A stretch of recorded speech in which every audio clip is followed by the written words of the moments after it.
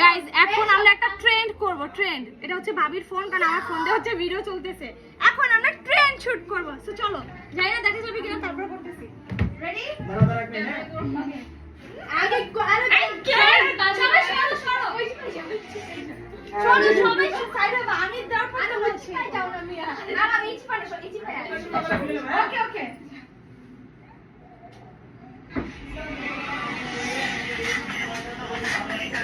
ওই সাইডে দাও।